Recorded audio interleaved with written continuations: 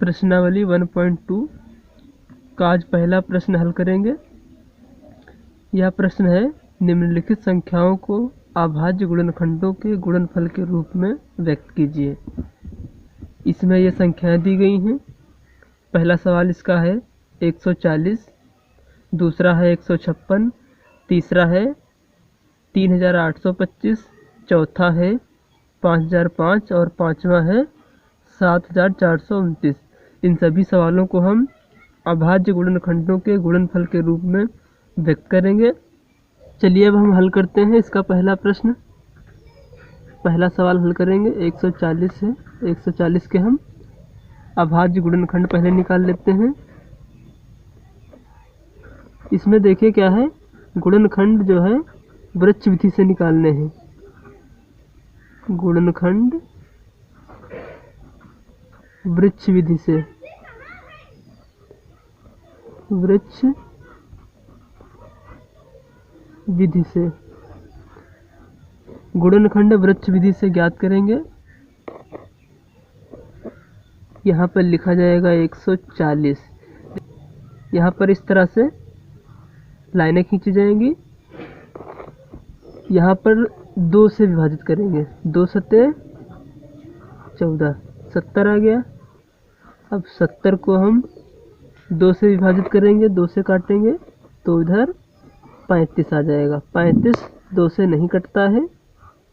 इसको हम 5 से विभाजित करेंगे, अब 5 से काटेंगे तो 5 सत्ते 35।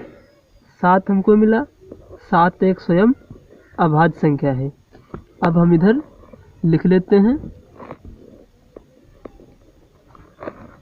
140 बराबर, ये इसके गुणनखंड हैं, ये लिखेंगे 2 गुणे 2 गुणे 5 और ये गुणे 7। ठीक, यहाँ पर देखिए 2 कॉमन मिलता है, इस तरह से लिख लेंगे 2 की पावर 2 या 2 स्क्वायर गुणे 5 गुणे 7। ये गुणनखंड के गुणनफल के रूप में है। ठीक है, अब हम दूसरा सवाल हल करते हैं। देखिए इसका दूसरा सवाल है 156। 156 के भी हम वृक्ष गुणनखंड विधि से ही निकालेंगे। गुणनखंड वृक्ष विधि से, वृक्ष विधि से यहाँ पर लिखेंगे 156।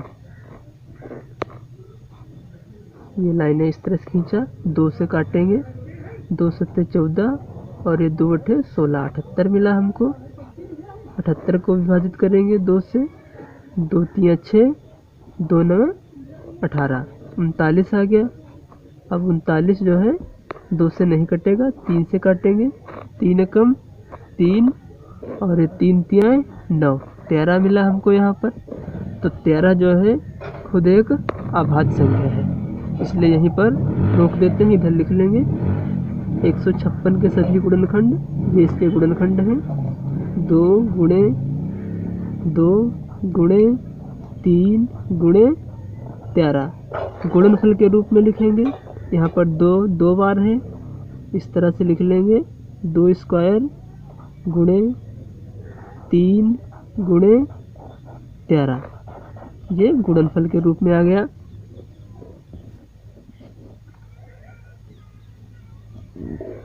चलिए इसके बाद तीसरा सवाल हल करते हैं। तीसरा सवाल है 3825, 3825।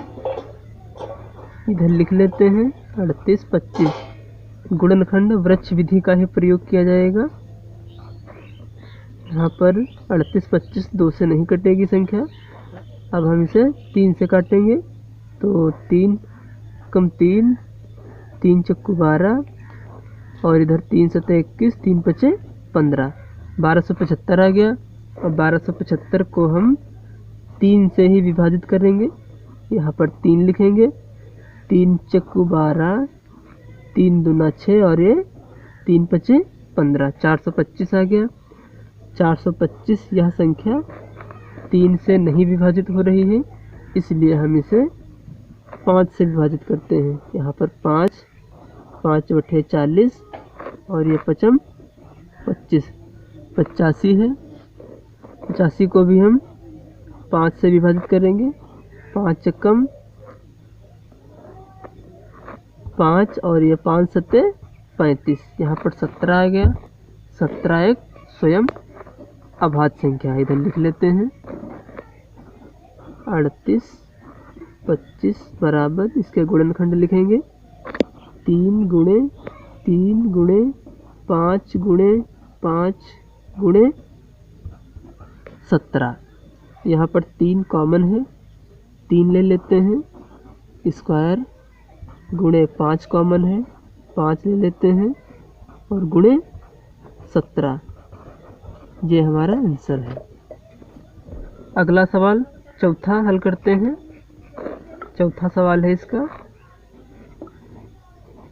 5005, इधर लिख लेते हैं 5005।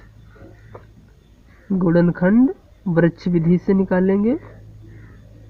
यह संख्या देखिए 2 से नहीं विभाजित है, 3 से भी नहीं विभाजित है, 5 से करेंगे इसको। 5 कम 5, 0 का 0 और 5 कम 5, 1001 आया। अब 1001 7 से विभाजित होगी, यहाँ पर लिखेंगे 7, 7 कम 7, 7 चक्को 28 और ये 7 तियाँ 21, 143 आ गया। 143 को हम 11 से विभाजित करेंगे। 11 कम 11 और ये 11 तियाँ 33, 13 बचता है। 13 एक खुद ही अभाज्य संख्या है, यहाँ पर लिख लेते हैं। 5005 बराबर 5 गुणे 7 गुणे 11 गुणे 13। यहाँ पर देखिए 5 है गुणे 7 है गुणे 11 है गुणे 13 है, ये इसके गुणनफल के रूप में है। इसके बाद पांचवा सवाल हल करते हैं। 7429 है, यहाँ पर लिख लिया। यह संख्या 17 से कटेगी। 17 चक्कू 74 है, यहाँ पर 17 चक्कू 68, 74 में से 68 कट गया, बचा 6, 2 62 हो गया और ये 17 तिया 51, 62 में से 51 गया, 11 बचा, 11 फिर 9 और ये 17 सत्ते 119, यहाँ पर आ गया 437। अब 437 संख्या विभाजित होगी 19 से। 19 दूना 38 और ये 19 तिया 57, 23 बचता है। 23 एक खुद ही अभाज्य संख्या है, यहाँ पर लिख लेते हैं। 7429 बराबर 17 गुणे 19 गुणे 23, यहाँ पर 17 गुणे 19 गुणे 23, ये आंसर आ गया।